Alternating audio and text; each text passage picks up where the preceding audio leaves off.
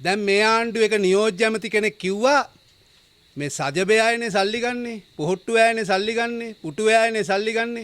ඉතින් ඒගොල්ලෝ ගන්නව නම් කියලා කිව්වේ මේ අපි දුන්නට කමක් නැහැ ගන්නව නම් වගේ කතාවක් තමයි කිව්වේ. ඉතින් මේක පුනරුදේ ප්‍රතිපත්තියද කියලා අපි අහන්න කැමතියි. දැන් මේක අනිත් ඒවටත් ආදේශ කරොත් එහෙම දැන් කුඩු විකුණන මිනිහා නෙවෙයි වැරදි කුඩු ගන්න මිනිහා. වෙඩි කන මිනිහා තමයි වැරද්ද වෙඩි තියන එක නෙවෙයි. එතකොට අනිත් ඒවත් ඒ වගේ. හැබැයි මම එකක් කියන්නම්. ඇමතිතුමෝ ඕක අර ස්ත්‍රී දූෂණ වලට ළමා අපචාර වලට එහෙමනම් ওই තියරිය ගේන්න යන්න එපා. මොකද එහෙම වුණොත් ගැහැණු 1 මිටට කියලා ඔබතුමන්ලා කිව්වනේ. ගැහැණු 1 මිටට නෙවෙයි ගැහැණු කොහු මිටට බහින දවස වැඩි ඈතක නෙවෙයි.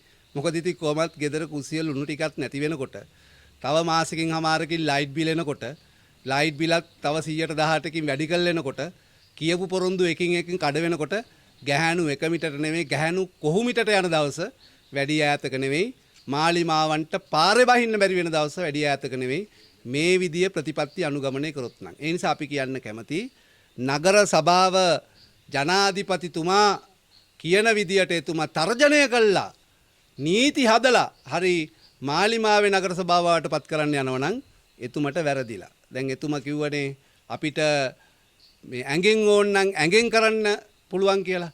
හුඟක් ඉතින් ওই විධායක පුටුවේ වාඩි වෙච්ච කට්ටියට ওই වගේ අදහස් සුදහස් පහළ වෙනවා. අපි දැක්ක අර ගෝඨාභය මහත්තයටත් අන්තිම කාලේ ඇඟෙන් කරන්න හිතුණා.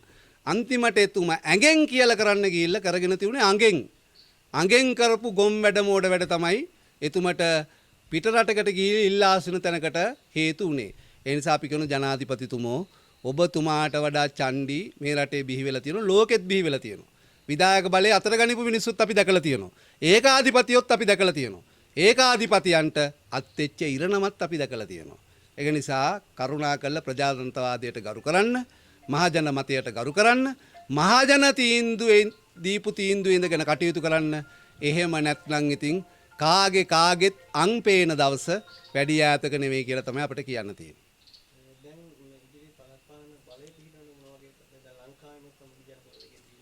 ලංකාවෙම අපි කිසිම විදියට 150කට වැඩිය මාලිමාව മന്ത്രിවරු පත් කරගෙන තියෙනවා. අපි ඒවට අත තියන්නේ නැහැ. අපි ජනවරමනුව කටයුතු කරන්නේ. දැන් මේ ඡන්ද සමස්තයක් ගත්තොත් 157ක් මිනිස්සු ඡන්දේ දීලා තියෙන්නේ පොදු විපක්ෂයට. මාලිමාවේ ඡන්ද 143 වෙනකම් පල්ලම් බැහැලා තියෙනවා. ඡන්ද ලක්ෂ 23කින් අඩු වෙලා තියෙනවා. ඉතින් මේක කියව ගන්නේ නැති ආණ්ඩුවක්.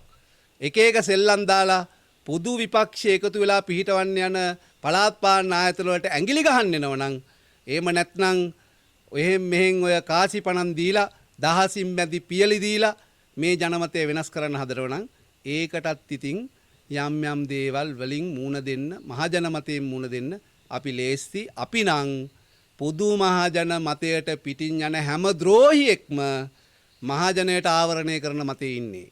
ඒ නිසා කවුරු හරි මහජන මතය පාව දෙනවද මොනවා හරි පටු ලාභ ප්‍රයෝජන වලට ඒ පුජ්‍යලයා ප්‍රසිද්ධ කළ මහජන ඉස්සරහා දේශපාලනිකව නිර්වත් කරන්න අපි දෙවරක් හිතන්නේ නැහැ. දැන් ජනතාව මෙතන පණිවිඩයක් දෙන්නේ නැහැ. එක්සත් ජාතික පක්ෂය තමයි දැන් මේ විදිහට ඒකට හොරයි. ඉතින් එකතු වෙලා ජනතාව වෙනුවෙන් එකතු වෙන්න මොනවද බලාපොරොත්තු වෙන්නේ? නෑ මේ පළාත් පාලන ආයතන පිහිටවන එකනේ ආසන්නතම සිද්ධිය. ඒකෙදි අපි මහජන මතයට ගරු කරලා එකතු විය යුතු තැන්වල එකතු වෙනවා.